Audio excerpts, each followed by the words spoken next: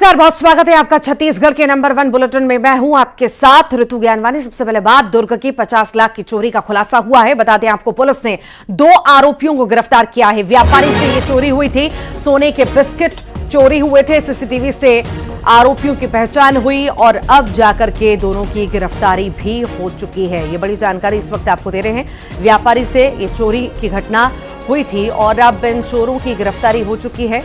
बता दें, सोने के बिस्किट जो हैं चोरी हुए थे व्यापारी के यहाँ से और सीसीटीवी के आधार पर इन बदमाशों की, इन चोरों की तलाश की गई। अब इन्हें पकड़ लिया गया है, इनकी गिरफ्तारी हो चुकी है। तो दुर्ग में 50 लाख के सोने की चोरी का खुलासा हुआ है। पुलिस ने 2 आरोपियों को गिरफ्तार कर लिया है। बता दें, व्यापारी से चोरी की वारदात हुई थी। दरअसल सोने के बिस्किट इनसे चोरी हो गए थे। सीसीटीवी में चोर कैद भी हुए थे और आरोपियों की पहचान सीसीटीवी के आधार पर हुई। अब गिरफ्तारी भी हो चुकी है। ये तस्वीरें आपके सामने।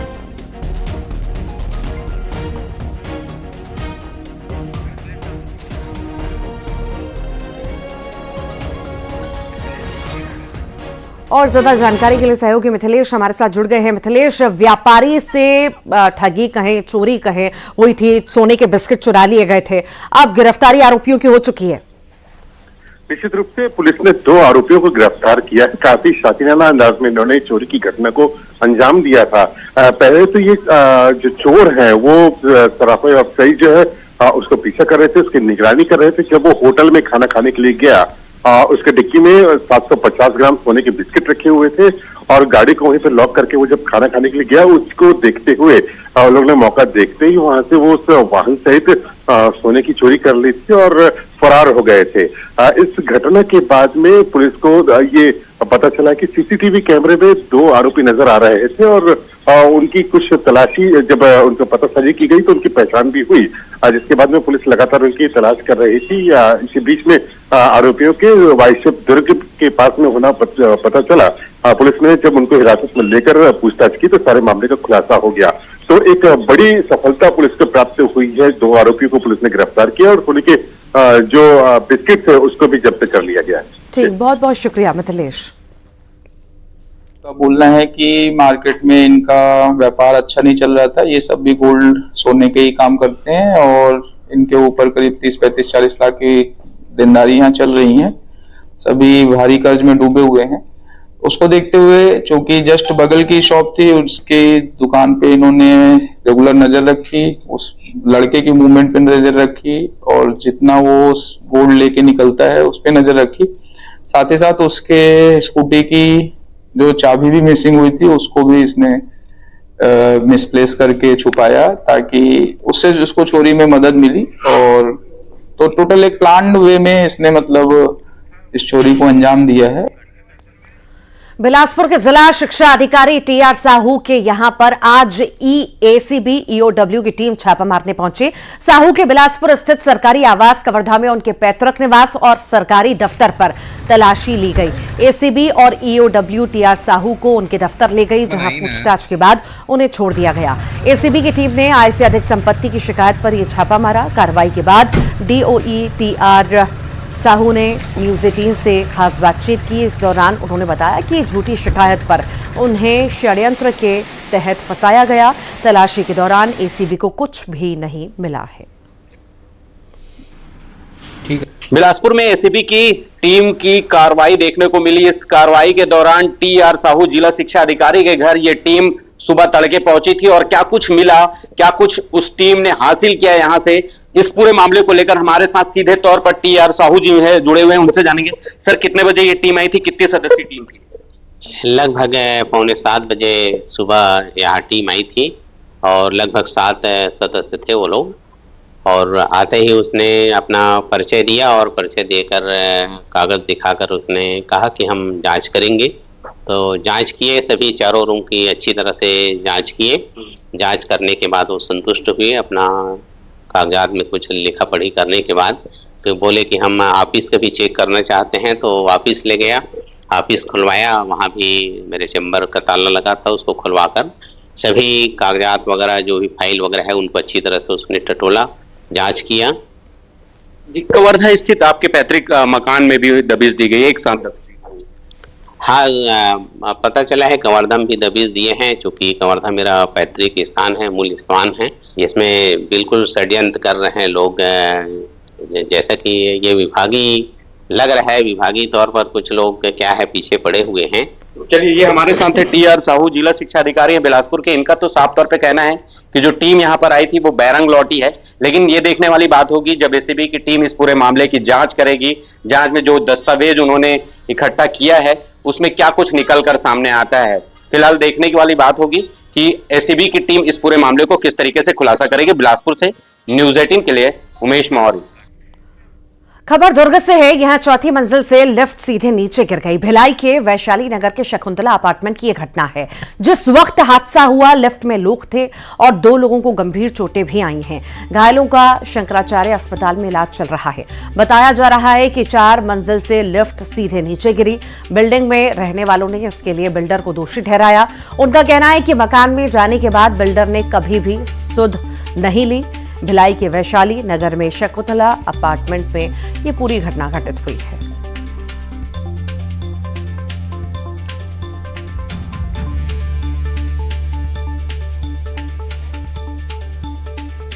तो रखा सर्विस के लिए, उसको अपग्रेड करने के लिए हमने 50,000 रुपये भी दिए। उसने भी हमारे साथ धोखा कर दिया। वो हाँ 50,000 गणेश लिफ्ट वाला है, उसको हमने 50,000, उसने धोखा कर दिया। अब चूँकि काफ़ी ख़राब कंपनी का लिफ्ट लगा हुआ है, हमें भी डर था, लेकिन सोचा नहीं था ऐसी दुर्घटना होगी। भिलाई का शकुंतला अपार्टमेंट ये वही लिफ्ट है जहां पर एक बड़ा हादसा हुआ था। 4 लोग इसमें चढ़कर नीचे की ओर आ रहे थे, ग्राउंड में आ रहे थे, क्योंकि ये पार्किंग एरिया है, यहीं से बाहर जाने का रास्ता होता है। लेकिन अचानक जो है लिफ्ट की कपलिंग टूट गई और सीधी जो लिफ्ट है वो नीचे आकर गिर गई। लंबे समय से बताया जाता था कि इसका मेंटेनेंस नहीं हुआ था, लेकिन यही वजह थी कि यही कारण था कि ये हादसा हो गया। लेकिन अभी इसके बाद में लिफ्ट को अभी ठीक कर लिया गया है। पीड़ित परिवार है, उनका परिवार के लोग हैं, उनसे सीधा बातचीत करेंगे। देखिए किस तरह से ये घटना हुई थी और क्या आप लोग चाहते थे। कल लगभग 11:15 बजे की बात है। हाँ, सभी लोग अपने अपने काम से, और जो मेहमान आए थे हमारे यहाँ रायपुर से, वो अपने घर की ओर जा रहे थे कि मिल लिए हैं तो अब हम अपने घर चले जाएं करके। जैसे बाकी लोग अंदर लिफ्ट में गए हैं, बाकी लोग कुछ सीढ़ियों से जा रहे थे, और जैसे तीसरा इंसान, जो चौथा इंसान है, वो लिफ्ट में गया, वैसे ही चौथे फ्लोर से लिफ्ट सीधे नीचे ग्राउंड फ्लोर में आके गिरी है। कितने लिफ्ट में कितने लोग इसमें शामिल थे? लिफ्ट में 4 लोग थे, 2 बच्ची थी। ठीक है, अभी क्या स्थिति है? अभी 2 लोग तो रायपुर में हैं, उन लोग को आईसीयू रूम में रखा हुआ है, और जो तीसरा है मेरी सासू माँ, उनको घर लेकर आ गए हैं ट्रीटमेंट के बाद। तो देखिए उचित कार्रवाई की मांग की जा रही है। निश्चित रूप से ये बड़ी घटना है। गनीमत ये रही कि इस मामले में किसी की जान नहीं गई, अन्यथा कई लोग की जान भी जा सकती थी। सभी घायलों का इलाज जो है वो रायपुर के एम्स में चल रहा है। यहाँ पे लोगों का कहना है कि जो भी इसमें दोषी हो उसमें कड़ी कार्रवाई की जाए ताकि इस घटना की पुनरावृत्ति न हो। न्यूज 18 छत्तीसगढ़ के लिए भिलाई से मिथिलेश ठाकुर। रायपुर के तेलीबांधा में कारोबारी की कार पर फायरिंग करने के मामले में एक और गिरफ्तारी हुई है। बता दें, हरियाणा के गैंगस्टर अमनदीप के गुर्गे जसवंत सिंह उर्फ बग्गू को पुलिस ने रायपुर से गिरफ्तार कर लिया। यह भी सिरसा हरियाणा का रहने वाला है। पुलिस को जसवंत के पास से एक पिस्टल और गोली बरामद हुई है। आपको बता दें कि इस मामले में अब तक पुलिस ने 8 आरोपियों को गिरफ्तार किया, जिनमें से हरियाणा से 5 और झारखंड से 3 आरोपी शामिल हैं। हालांकि इस मामले में अब तक दोनों शूटरों की गिरफ्तारी नहीं हो पाई है।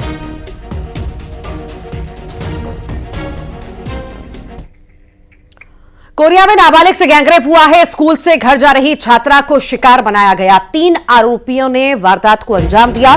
पुलिस ने तीनों आरोपियों को पकड़ लिया है।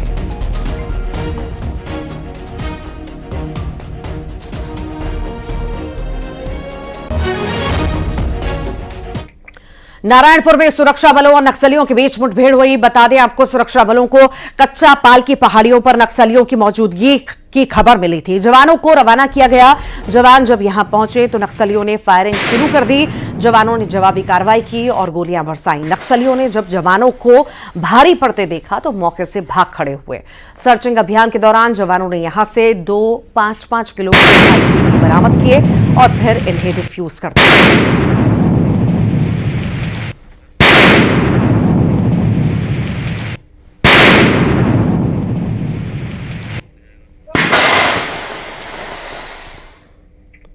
दंतेवाड़ा में 2 नक्सली गिरफ्तार हुए हैं। विस्फोटक भी बरामद किया गया। बता दें, नक्सलियों से टिफिन बम बरामद किया गया है। सुरक्षा बलों ने बरामद किया है नक्सल सामग्री, जिसे अब नष्ट भी किया जाएगा। ये बड़ी जानकारी इस वक्त आपको दे रहे हैं। दंतेवाड़ा में 2 नक्सली गिरफ्तार हुए, साथ ही साथ विस्फोटक भी बरामद इनसे किया गया है। नक्सलियों से टिफिन बम बरामद किया गया।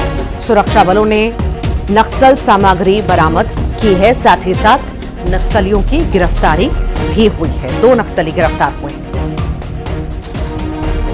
सीएम विष्णुदेव साय ने आज रायपुर के आरंग में 8 करोड़ की लागत से बने 5 कन्या छात्रावासों का शुभारंभ किया और इसी मौके पर मंत्री केदार कश्यप भी मौजूद रहे। इस मौके पर सीएम ने बड़ा ऐलान किया। उन्होंने सरकार छात्रावासों में 2000 सीट बढ़ाने की घोषणा की।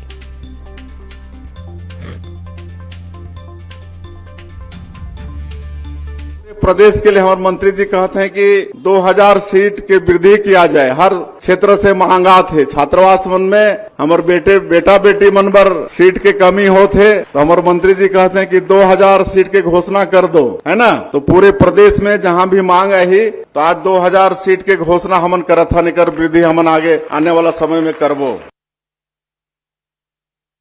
रायपुर का जिक्र करेंगे। बीजेपी संगठन में चला है बैठकों का दौर। बता दें, बीजेपी कोर ग्रुप और मंत्रिमंडल की बैठक हुई है। प्रदेश प्रभारी नितिन नवीन की अगुवाई में यह मंथन हुआ। किरण सदेव, पवन साय में बैठक में शामिल हुए हैं। नगर निकाय पंचायत चुनाव की रणनीति पर चर्चा हुई। निगम मंडल की नियुक्तियों को लेकर भी मंथन लगातार हो रहा है और इस बैठक में भी इस पर मंथन हुआ है। भाजपा प्रदेश मुख्यालय में आज दिन भर भाजपा की बैठक चली है। मुख्यमंत्री समेत तमाम मंत्रिमंडल के सदस्य मौजूद थे। हमारे साथ स्वास्थ्य मंत्री श्याम बिहारी जायसवाल है, उनसे जानेंगे कि क्या कुछ योजनाएं बनी है। आज भाजपा की मैराथन बैठक दिन भर चली है, क्या कुछ योजनाएं बनी है? आज की बैठक में मुख्य रूप से हमारे जो पिछले 6-7 महीने के कामकाज थे, वो आम जनता को और अच्छे से हम लोग कैसे गति के साथ उनको लाभ दिला सकें, इस विषय को लेकर चर्चा थी। और माननीय हमारे प्रदेश प्रभारी जी सभी विभागों की चर्चा किए और किसी प्रकार की कोई दिक्कत तकलीफ काम करने में हो, प्रदेश के लिए और कोई योजनाएं हो, हमारी गारंटियों की भी किस प्रकार से हम लोग जो पूरा किए हैं, किस प्रकार से योजनाएं संचालित हैं, बड़े विस्तार से उस पर चर्चा हुई। नगरीय निकाय चुनाव आगामी समय में होना है, पंचायत चुनाव भी होना है, तो किस तरीके से रणनीति पर बात हुई है उस पर हमारे भारतीय जनता पार्टी में आप सभी जानते हैं कि हमारे हम लोग चुनाव के लिए सदैव तैयार रहते हैं। हमारा संगठनात्मक काम जो है नीचे स्तर तक है। तो नगरीय निकाय चुनाव पर चर्चा जरूर हुई है, पर ऐसी कोई विशेष रणनीति की बातचीत नहीं हुई है, क्योंकि हमारा रणनीति स्पष्ट है। हमारे बूथ लेवल के कार्यकर्ता जो होते हैं, उनके दम पर हम लोग चुनाव लड़ते हैं और वो सतत रूप से तैयार रहते हैं। स्वतंत्रता दिवस को लेकर 2 बड़ी योजनाएं आप लोग अभियान के रूप में चला रहे, तिरंगा यात्रा और विभीषिका दिवस, क्या कुछ रहने वाला है उस पर, क्योंकि प्रदेश स्तर पर बूथ स्तर पर तैयारी की बात चल रही है? देखिए, केवल भारतीय जनता पार्टी नहीं, पूरे देश के एक नागरिकों के 2 विषयों पर जो विभाजन की विभीषिका है, वो इतिहास में आने वाले समय तक याद रह सके, लोगों को एक इतिहास जीवंत रह सके, इसके लिए विभाजन की विभीषिका को भी मनाया जाना चाहिए। और भारतीय जनता पार्टी इसको मनाएगी, एक एक कार्यकर्ता मनाएंगे। मैं देश के सभी जाति पंथ पार्टी के लोगों से आह्वान भी करूंगा कि विभाजन की विभीषिका और जो स्वतंत्रता दिवस की जो तिरंगा यात्रा है, विविध रूपों में झंडा लगाना, तिरंगा यात्रा करना, प्रभात फेरी करना, ये सभी काम करने चाहिए। भारतीय जनता पार्टी ये काम पहले भी करते आई है, आज भी कर रही है, आगे भी करेगी। निगम मंडल और मंत्रिमंडल को लेकर भी चर्चा हो रही है, तो बैठक में कुछ इस पर बात बनी? नहीं, इस पर किसी प्रकार कोई चर्चा नहीं हुई और ये हम लोगों का मंत्रिमंडल का विषय है भी नहीं। ये थे स्वास्थ्य मंत्री श्याम बिहारी जायसवाल, जिन्होंने कहा कि बैठक में कई रणनीतियां बनी हैं, किस तरीके से जन जन तक भाजपा की योजनाओं को पहुंचाना है, इसके साथ ही तिरंगा दिवस पर किस तरीके से अभियान चलेगा, उस तमाम योजनाएं बनी है। कैमरामैन इमरान के साथ आकाश शुक्ला, न्यूज 18 रायपुर, छत्तीसगढ़। छत्तीसगढ़ में लगातार हो रही बारिश से नदी नाले उफान पर आ चुके हैं। बांधों का जल स्तर बढ़ चुका है। धमतरी में गंगरेल डैम का एक गेट खोलना पड़ा और 11,000 क्यूसेक पानी प्रति सेकंड आ रहा है। लिहाजा धीरे धीरे पानी महानदी में छोड़ा जा रहा है। तटीय इलाकों को भी अलर्ट किया गया। रायपुर में बारिश से जलभराव की स्थिति है। लोगों को परेशानियों का सामना करना पड़ रहा है। बलरामपुर में भी बारिश से स्थिति खराब है। यही हाल बलौदाबाजार का है। जशपुर में भी नदियां उफान पर हैं। लोग यहां जान जोखिम में डालकर नदी नालों को पार कर रहे हैं।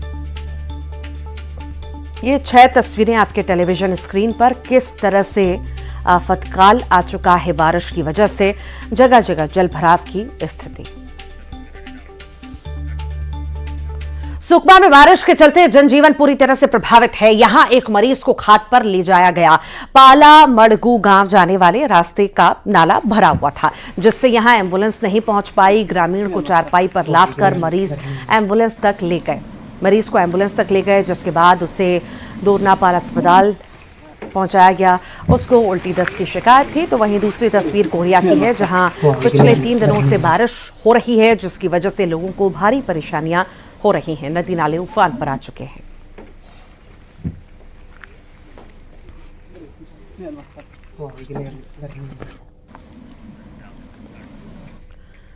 जशपुर की तस्वीरें आपको दिखाते हैं, जहां श्री नदी उफान पर है। यहां रपटे के ऊपर से पानी बह रहा है। लोग अपनी जान जोखिम में डाल रहे हैं और इसे पार कर रहे हैं। दुलदुला विकासखंड मुख्यालय की ये तस्वीरें इस वक्त आप देख रहे हैं। पिछले 3 दिनों की बारिश में जशपुर में जनजीवन अस्त व्यस्त हो गया है और नदी नाले उफान पर है। इस वक्त हम मौजूद हैं दुलदुला विकासखंड के श्री नदी में, और श्री नदी में जो है आप देखिए कि भारी बारिश की वजह से जो श्री नदी है वो लबालब हो गई है। और यहाँ पर जो है पिछले कई सालों से एक पुल का निर्माण हो रहा था, और अभी ये पुल जो है विवादों की वजह से पिछले 8 महीनों से बंद पड़ा हुआ है। इसका निर्माण कार्य फिलहाल बंद है, और जो लोग हैं किस तरीके से खतरा मोल लेकर यहाँ पर पार हो रहे हैं, उसका नज़ारा हम आपको दिखाते हैं।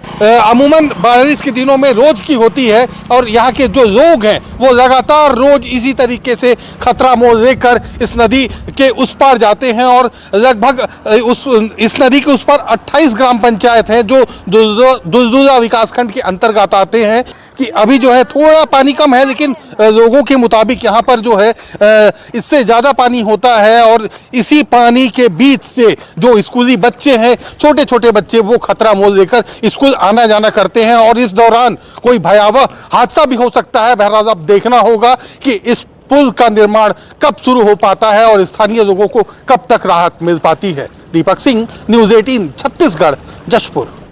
बलौदाबाजार में महानदी उफान पर है। प्रशासन ने लोगों को अलर्ट रहने की हिदायत दी है। तो वहीं कलेक्टर सहित प्रशासनिक अधिकारी फील्ड में दौरा कर रहे हैं, स्थितियों का जायजा भी ले रहे हैं। जिले में बाढ़ जैसी स्थिति बनी हुई है।